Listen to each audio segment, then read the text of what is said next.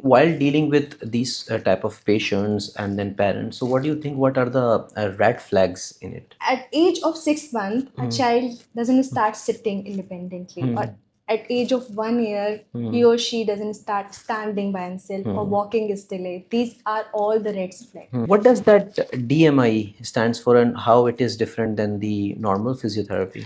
So DMI is basically dynamic movement intervention. Who are more difficult to deal with, children or parents? They will be crying, they'll try to pull our hairs, try to. Oh, really? Yeah, many times it is very common. I was like, can you imagine a 6 years old? Oh my God. Like, how she told, I was like, seriously.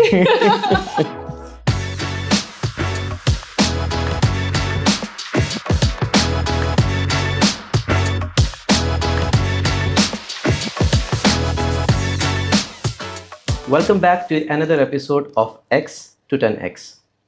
We have seen many children around us. Children, they born with different abilities. Either it's Tom Cruise or a Shah Rukh Khan. They can be a born actor. We have seen Michael Jordan also, who is the born athlete. But today, in this discussion, we will discuss about how the families, how the parents especially take part into our children's their development actually. Some people have says, like we have seen a lot of people saying around that it will get diminished by some time, or it will be better after some time. They also say like we need to give some time to the children, they will develop by themselves. But no, that's not the case, and we are not expert, by the way. So in today Bridges Speech Center, we have a DMI certified pediatric physiotherapist. But before introducing this personality, let me tell you something very interesting about her. We are batchmates. We started in 2007 from a medical college in Karachi. And today she is sitting with me in the episode of X to 10X. So please welcome Mahrukh Mahmood. Hello, Mahrukh. Hi, How are you? I'm good. How are you? After a long time, we are sitting together. Yeah, it's been a long time. Yeah. You remember the first day of the college? Yeah, I cannot actually forget those days. It was very nice time. Yeah. Being bachelor, actually, we enjoyed a lot. Yeah, exactly. The first day when we entered into the classroom, we saw like, we were the batch of 40 people or something. Yeah, I feel Somewhere, it was right? like Yeah, that. exactly. And we were actually used to sit on the first rows. And Yeah. then, yeah. Initially, we were initial- the CRs. So, yeah, we were the Yeah. CRs also. Yeah. Yeah, correct. Exactly. How you ended up into Dubai? Actually, I was working there and it was all good. So I planned to move because, I love to grow more in my profession. So I decided to come here to pursue my career here. That is the And then story. you reached here today. I reached here. Why pediatrics? Like there are a lot of other like sub departments into physiotherapy. I remember at that time, not into practice, but just physiotherapy. People used to go into gynecology. Also. Why pediatrics? Actually, from starting, I do not like inpatient services more. Because I am not comfortable, in suctioning and kind of Correct. critical patients. But when I started with that children's outpatient services, I really love to work with them. It has a different feel when you are seeing the children achieve their milestone, blessings we are getting from the parents. So this is How you started different. there? And this speech center, like its name is speech center only. So do they offer only speech therapy, or what are the other services they have? No, this is not the case. Actually, Bridges Speech Center was established in 2020. Since then, it has grown into 50 plus professionals. And we are highly qualified, well trained professionals of physiotherapy, including occupational therapy, speech therapy, feeding. We have psychologists, we have ABA, we have special educators. Okay. So we have a huge team of good professionals. Okay, so it named as an speech therapy, Yeah. but they have all the other services. We have multidisciplinary. Multidisciplinary. But okay, let me ask you a straightforward question. Like there are a lot of traditional physiotherapy centers also. How do you guys differentiate yourself from different people? Other. The best thing in Bridges is the team. So we are well connected. Okay. So first thing is this, Second thing, we are working on evidence-based practices. Evidence-based Evidence-based practices. practices. So it is the blend of multiple approaches, Hmm. traditional one as well as the advanced techniques. Okay. So it is the blend of. So it is very simple. Like if I am going into OT room and I'm seeing a child who are having the physical challenges, I'll definitely go and talk to the concerned person and we'll start the PT for that. So it is like we are on one page. We are very, Okay. very connected. This is the different thing. Okay, so they have all the expertise over here, Yeah. and like if someone has to consult to the psychotherapist also at the same time physiotherapist, so they Yeah. can come to the So one all center. therapies are going parallel. Okay. Like the child is coming for PT, they are taking occupational therapy for ADLs, they are taking speech therapy for speech or communications. So we have multidisciplinarity. Understand. Uh, what does that DMI stands for, and how it is different than the normal physiotherapy? So DMI is basically dynamic movement intervention. So it is an advanced technique, advanced approach. Why it is different? I would say I actually love the traditional one. I'm not saying that I hate that because I am working with adults and the peaks. In adults, we are using the electrical muscle stimulation, we are giving the passive exercises, we are giving the manual mobilization, PNF techniques. But I love DMIY when we are working with the child, right? Children especially. So the participation of the therapist is less, 30%, but the participation of the child is 70%. Okay. Because we are giving such kind of challenging task for child. So they have to do by himself. Actively participation is Okay. more. So that is all about the DM. So in the normal physiotherapy, like traditional physiotherapy, like we used to do passive movements, and then you have to do like you have to be closer to the patient. But what you are saying in this, the child has to do it by themselves. By themselves. Like Yasir, if I give you the example, if I'll ask you to walk onto the floor, Okay. how you will walk? I'll stand up and I'll And walk. you will walk. It Yeah. is easy for you. Yeah. But if I would ask you to walk on a beam which is heighted with less base of support, narrow beam, Okay. I can imagine this. Okay. so how would you find it? Can you walk easily No, it without will getting be pain? difficult. Yeah. So that time you have to fully focused, alert, because you don't want to fall down, right? So similarly, in case we are giving certain kind of challenging activities, so the child will be more focused, more alert when they are performing the task. So their participation are more. Okay. The therapist participation is less, but in the traditional practices, we are giving the passive movement. Correct. So child doesn't know that what is happening with me. I'm holding the hand and I'm making them walk. It is Correct. easy for them. Correct. But in the DMI, we are not giving any hand support. We are giving them chances to explore their own abilities by performing the active, challenging task. I have seen one of your video that the child is balancing himself on the backboard or something. So what that is also part of the DMI? Yeah, we are giving floating movements. Floating movement. Floating movements.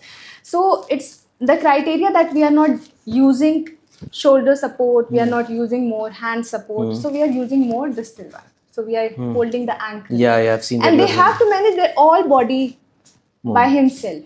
They have to manage their balance by himself. It's not like that I am holding, I am grasping them. They have don't to get manage. scared like when you are telling Initially, them to balance? definitely, when we start that practicing and providing the services, they will be a little afraid of it. But with the time, with the practice, they will learn. And with this practice, you can see a very good progress in a very short period of time, and that boost up their confidence level. Because if you understand, I can manage myself on the floating board, you will be easily running here and there. You will not find any difficulty when you will be generalizing it. So that is how it works. Okay, okay. To understand me or my audience as a layman, okay, who are the people who get benefit from your services? Like, who are these children?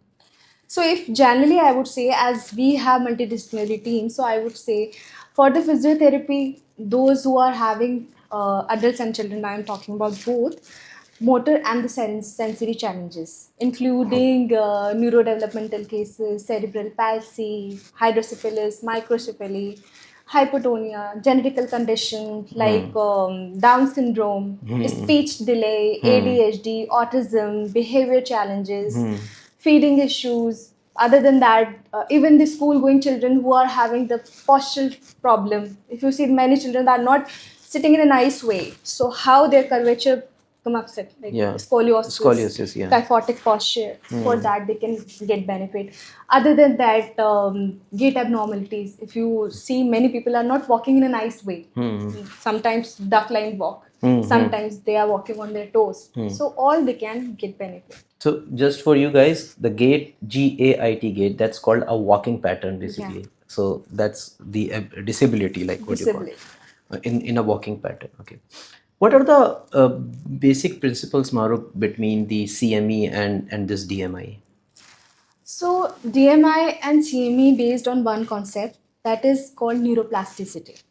So neuroplasticity is basically our brain has very beautiful ability to adapt and rewire itself. So when we are giving certain kind of challenging activities, we are actually re-educating the brain. The brain is fully alert, active, so the formation of synapses building is happening. So that is how it works. Okay, so that's the difference between CME and the DMI. DMI and CME both are having same concept. Same concept. Yeah. That you deal with lot of children, you deal with lot of parents. Okay, just be honest. Like, who are more difficult to deal with, children or parents? Definitely. Sometimes children, if you see when they start the therapy, they are not at all okay with that because this is the only way of expression. They will refuse. They don't want to come out of their comfort zone, right? They will be crying. They'll try to pull our hairs. Try to. Oh, really? Yeah, many times it is very common in pediatric services. They will sometimes they will scratch you. So it is very common.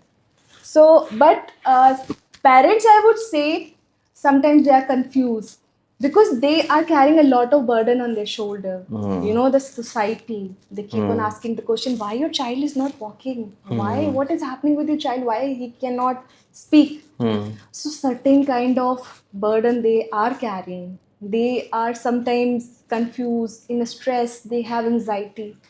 So, for them, we are actually counseling them because once the parent will counsel, they will understand why the therapy is important for the child, then rest of the thing will get better with the time. Can get followed by Yeah. so yeah, that's true actually. So parent also has to understand that what is the problem and how it can be cured, right, through the therapy, and then the therapy start, and then so parents has to be counsel as well Counseling in is the very important. okay, right. Now, like while dealing with these type of patients and then parents, so what do you think, what are the red flags in it? Red flags are actually, we should understand the child. If at age of 6 months, a child doesn't start sitting independently, or at age of 1 year, he or she doesn't start standing by himself or walking is delayed. These are all the red flags. Other than that, the play of the child. If I'm calling the name, they are not seeing, looking at my face. Name call response is not there. Similarly, sounds, babbling, cooing, that sounds are not there. Other than this, if you observe, the child has fixation, like sequencing. They keep on playing with the same toy in a very sequencing line. They will not get tired. In some challenging situation, they kept on crying but not asking to help you out. They are not seeking any help. They just keep on crying without Is it a telling red anything. flag? These are all the red flags. This is parents should aware of these red flags. After that, they have to consult to a concerned person and to start the therapies, because later on the problems will be more, the challenges will be more, the anxiety level in child itself will be more. Because see, if I cannot do that, I will not say I cannot do that. Say I don't want to, right? Okay. So this is like, I don't want to tell you I cannot. Yeah, I'll say but I I don't say want. I don't want to. So this thing comes out even for the adults. If I cannot move my hand here and there, what I will do? I say I don't want to do that. Let Correct. me sit. Correct. Let me take rest. Yeah. I'll be thinking he is stubborn now. But the thing is, their self-esteem is low. They don't want to show the people. Okay. So that is how we have to take control. Can you explain that the sequence thing which you explained it in the kids? What is that actually problem? So like if I give multiple toys to a child. Okay. How we are playing the neurotypical child, they will play like car, they will not make patterns. So how they will make pattern, they will make it in a straight line, Okay. and they will not allow a single child or any person to disturb this sequence. Okay. They just want to keep stacking things in a way. If you will try to disturb that, they will start crying. For each and everything, they have fixations. Okay. Repetitions are there. Okay. Multiple times they will go and they will wash their hands unnecessary. They keep on playing on a same toy whole day. Neurotypical child, they will not do that. They will say, okay, if you give me this, I will. And their demands are very less. If you say, okay, you don't want this, no, okay. Okay. That's all. Because they don't have awareness. Neurotypical child, if I say, like, they will say, no, this is mine. I don't want to give you. Yeah, like they have children their have own urge. Yeah, to they get have something. urge. They also have like, no, this belongs to me, right? But they will say, okay. They will not argue. They will They say will like, not okay. argue because this thing is not present. So Okay. these all are the red signs. And later on, when they will start schooling, they will find challenges. Then at that time, the parents will realize we should start. We should have a start the Therapy, therapy yeah. in the start. Okay. Like we have seen in a lot of children, they are like very depressed in their young age itself. Like somewhere I have seen around 5 year to 10 years of children. Like what is that? So I would say the sedentary lifestyle is very common among the children. Like how we were living, we were playing actually. Crazy. We were really waiting. Like when our parents will say, "Okay, you go out and play," right? But how the children now, they will be keep on sitting. They will using their gadget. The screen time are Correct. more. They are eating junk food. They don't have multiple people. Also, we were living in a joint family system. We had a lot of exposure to talk to different people. We had a lot of good things to do. But now we are living more in nuclear family system. So the parents are working, the child will be with the nanny, they will not, sometimes she will bring to the parks. So they are not having much opportunities. That is why the anxiety is here. They cannot regulate it. They cannot talk to some person. Maybe with the parent they will talk. Other than that, they don't have multiple contacts. The connections are very important. If I ask you to sit here for one day, you don't have a single person to talk. What will be your Oh my God, I'll bang my head. Yeah. So similarly, the anxiety Yeah. comes out like that. So, like those parents, those who have nannies and they are working women, there is nothing wrong in that. But what I think personally, you are the expert in that. Please add if I'm saying it wrong or correct me. Keep an eye on your children. Like, keep asking nanny like how he's responding. Is he asking food or like play with him in a on a weekend or something? So you will understand the pattern. Correct, right? And then And try to engage them more physical activities. more physical. Like parks are open, like enroll them in swimming, multiple things. Try to play with them on weekends. Bring them to multiple physical areas. Like I would say, play with them more. Like how our parents were playing, cricket, multiple things, race, different kind of things. So, do these gadgets make them also ADHD? Yeah, this is virtual autism is very common these days. Virtual because, autism. Yeah, because the race itself is not good. It suppresses the brain development. So the engagement with the screen is actually not at all good. Especially before the bedtime, screen should not be there. Like because it disturbs your sleeping cycle. Okay. So we should not promote this culture. We should actually engage them more into the physical things, more into like communication. Let's play with the children, build up their connections. So try to do such kind of things. Okay, understand. That's more important. So, in recent conversation, you mentioned that people, some child, they scratch you, they hold your hairs also. What is the most funniest thing you have experienced so far? Okay, funniest thing. I had a girl back in 2015. I'm talking. So she was only 8 years old, Okay. right? So whenever she comes for the therapy, she always keep on chewing. Okay. So every time it's like 6 to 8 months, I observed that. So one day I don't have any intentions, but I asked her, "Ma, why are you not feeling tired? Like continuously you keeps on chewing." She said, "I don't want double chin." I was like, can you imagine a 6 years Oh old? my God. How she told? I was like, seriously. Oh my So God. this I cannot She doesn't forget. wanted to put on weight and want to have a double Yeah, chin. yeah. So Mahrukh, our elders usually say that wait, it will get better with time, or we need to give some more time to it, and then automatically it will get fine. So really, should we wait, or like we need to consult the therapist immediately? Actually, the early years are very, very important. It is the golden period of time for any child because brain development is very fast, right? Okay. If we'll wait, what will happen? These golden time will pass. Hmm. Second thing, our elders were living in a different era. I am living in a different era. My children will be living in a different era. Hmm. So the challenges of time itself is very different, right? Hmm. If I'll be waiting, what will happen? First, I will lose that time. Second thing, the patterns. Initially, the bones of the children are very fragile. Hmm. So it can be more like if I'll make them stand on the right time, they will walk, their schooling, everything will be on right time. But what will happen if they will wait till 5 years? Hmm. The bones deviation will occur. They will build the pattern like this. Hmm. So this pattern itself to break will take time. It will only can be better with the surgical intervention. Hmm. Other than the children, if I'll talk about the adults like a stroke or any post-traumatic injury, we have a certain period of time like 6 to 8 months of recovery period. Initially, the muscles involvement are there. Hmm. Next stage, what will happen? The bones will get involved. Understand. So after that, if I'll start the treatment, even the intense treatment, we cannot get the 100% recovery. Hmm. So that early period for the children, for the adult is very, very important.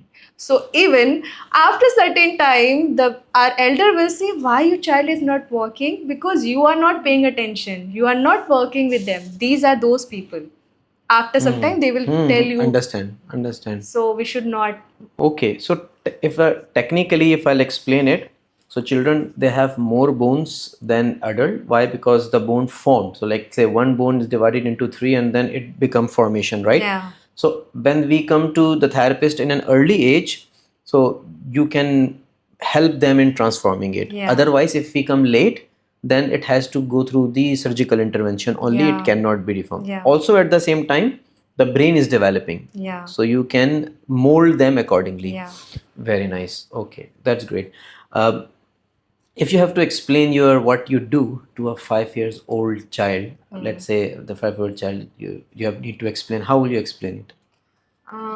I would say I am helping the children to walk independently.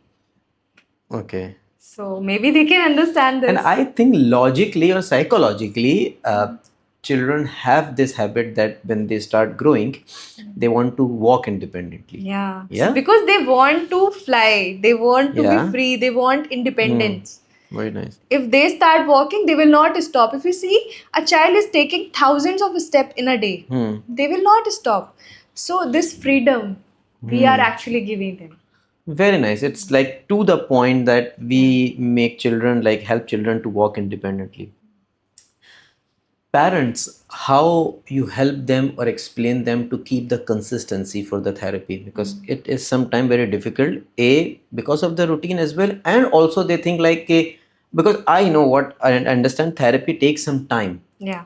Right, it is not like something you went there and you get the surgery It's done not and magic. it's not a magic. Yeah, right, halas, it's true. already ready. It takes some time. So Yeah. you need to explain it to them how you do that.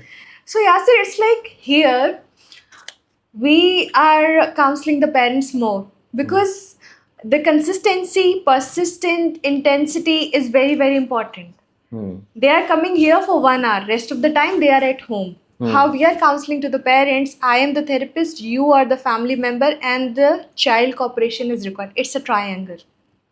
Okay. If we will practice all together, then only we can see the results in a short period of time. Otherwise, the progress will be there, but it will be delayed. The time period will be more. So, first you need patience, second consistency, third practice whatever we are telling, just follow at home. Follow at home. So we are actually more focusing on home plan, feedback. So that's how even the parents will get more confidence when they are seeing that a therapist is very concerned about the child. I'm not like, it's not a business that I'm giving therapy and I'll forget. No. Correct. We have to take follow-up from the parents. Are they practicing at home? So we are practicing. And when they will be practicing, you will see it in the we result. can see the results. We Yeah. can see the results if the child is practicing at home. And do they practice? Yes. They do. We make sure that they have to. Otherwise, they cannot do much things. We can see the delay. Especially in the DMI, it is intense therapy. So they have to practice it. Practice it. Mahrukh, it's been 16 years almost you've been practicing, mashallah. So what is the most rewarding part of being a therapist? Being a pediatric physiotherapist, I feel the most rewarding thing is the first step of a child. I cannot actually express it in words. When they are taking their first step, it is something very different. Because they can feel the joy. They can be independent. Even the parents, like, it is very different. Very, very different. Being a physiotherapist, we can see the progress in adults, but being a pediatric physiotherapist, it is quite different. When the child is using the first sentence or first word, or start playing, start engagement, communications, these are all the rewarding thing and the blessings which we are getting from them. So this is, Yeah. It's a wish of every parent to see their children the first step started walking from the birth to the first step. And like Mahrukh said, she makes sure, and this therapy center, Bridges Speech Center, makes sure that your children is also taking that first step to walk and walking it properly and getting fit into this in the social circle. Thank you very much, Mahrukh. Thank you very much for the whole management of Bridge Speech Center. And thank you very much for watching X to 10X. Keep watching. Before we end up this podcast and this episode, Mahrukh, this is a small gift for you. That's my book, Stories Behind the Faces. And I just wanted to present it to you. Thank you very much. Yeah. thank you so much.